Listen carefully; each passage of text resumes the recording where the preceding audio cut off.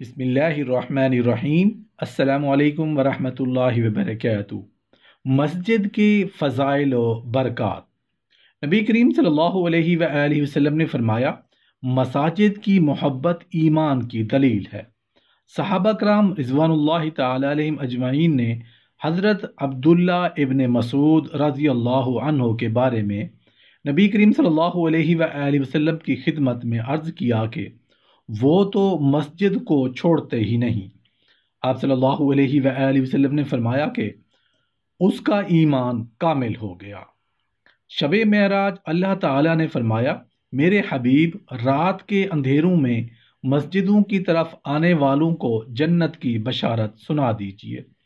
نیز فرمایا کہ رات کو مسجد میں آنے والے کے ہر ایک قدم پر 10,000 نیکیاں ملتی ہیں۔ مزید فرمایا کہ جو شخص اپنے گھر سے مسجد کی طرف آتا ہے اس کے ہر قدم پر 1 سال کی عبادت کا ثواب لکھا جاتا ہے۔ جب مسجد میں داخل ہوتا ہے تو اللہ تعالیٰ اسے جنت میں جانے کی خوشخبری دیتا ہے، اور جب مسجد سے باہر آتا ہے تو ایسے پاک ہو جاتا ہے جیسے آج ہی پیدا ہوا ہو، اور اس سے اللہ تعالیٰ فقر کو دور کر دیتا ہے۔ اللہ کے ایک بندے کا کسی گاؤں سے گزر ہوا، وہاں ایک خستہ اور خراب مسجد دیکھی، اسی میں اس نے قیام کیا۔ رات کے وقت کیا سنتا ہے کہ مسجد پکار رہی ہے، الہی اس گاؤں کو برباد کر دے جیسے ان لوگوں نے مجھے برباد اور بے آباد کر رکھا ہے۔ صبح کے وقت اس نے گاؤں کے لوگوں کو جمع کیا اور رات کا ماجرا سنایا اور وہاں سے چلتا بنا۔ کچھ مدت بعد اسی بزرگ کا وہاں سے دوبارہ گزر ہوا، دیکھا مسجد کی حالت بہت اچھی ہے، ساز و سامان موجود ہے۔ رات کو وہاں قیام کیا، مگر پہلے کی طرح مسجد دعا کر رہی تھی، الہی اس گاؤں کو تباہ و برباد کر دے کیونکہ ان لوگوں نے تجھے غیر آباد کر رکھا ہے۔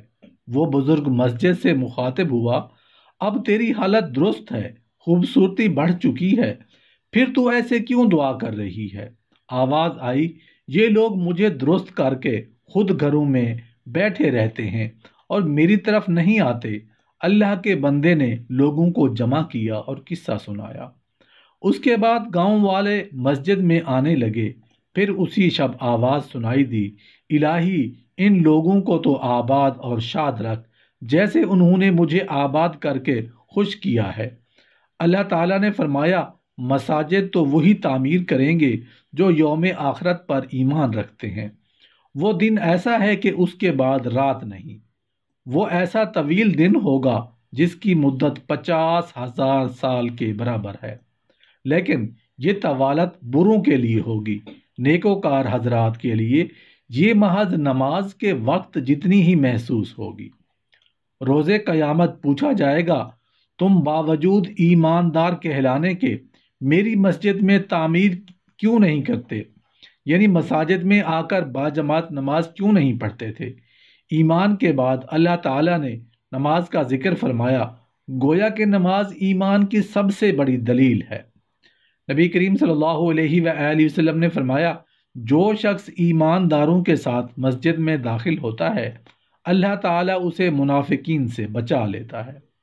ارشاد ہوا، جس شخص نے عمدہ وضو کیا اور مسجد میں آیا تو اللہ تعالیٰ فرشتوں سے فرماتا ہے، اس کے ہر قدم کے بدلے جنت میں 100 محل بناؤ، اور ہر محل میں 100 کمرے، اور ہر کمرے کی 100 کھڑکیاں ہوں۔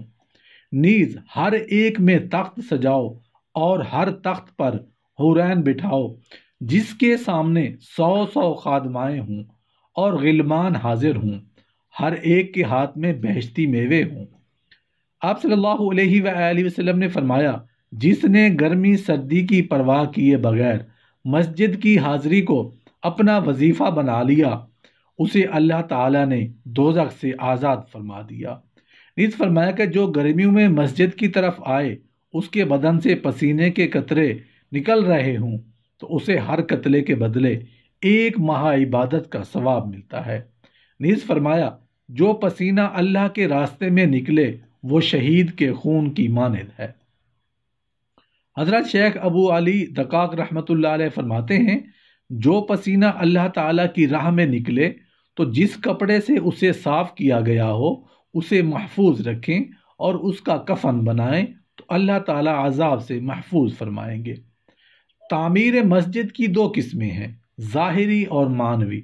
ظاہری یہ کہ مسجد بنانا، نبی کریم صلی اللہ علیہ وآلہ وسلم نے فرمایا جس نے مسجد تعمیر کی اللہ تعالیٰ نے اس کے لیے جنت میں محل تعمیر کرا دیا۔ اور معنوی تعمیر یہ ہے کہ نماز با جماعت ادا کریں تاکہ مساجد بارونق نظر آئیں۔ جس مسجد میں جماعت نہ امام نہ مؤذن ہو وہ باعث برکت ثابت نہیں ہو سکتی۔ اللہ تعالیٰ نے چند چیزوں کو اپنی نسبت سے ممتاز فرمایا، مثلا کلام اللہ، محمد الرسول اللہ، بیت اللہ، ناقۃ اللہ، عبد اللہ، عرش اللہ اور مساجد اللہ۔ مراد یہ ہے کہ قرآن کریم کی رہنمائی میں کام کرو، رسول کریم صلی اللہ علیہ وآلہ وسلم کی اتباع اور پیروی کو اپناؤ، بیت اللہ کی زیارت پاؤ، اونٹنی کو قربانی کے لیے حاصل کرو، ایمانداروں کی خدمت کرو، مومن کے دل کی تعمیر کرو، مساجد میں سجدے بجا لاؤ۔ مسجد ہر متقی کا گھر ہے۔ یہ تو آپ نے سنا ہوگا کہ نبی کریم صلی اللہ علیہ وآلہ وسلم علالت کے باوجود حضرت علی اور حضرت عبداللہ ابن عباس رضی اللہ عنہ کے کندھوں پر ہاتھ رکھ کر مسجد میں تشریف لائے۔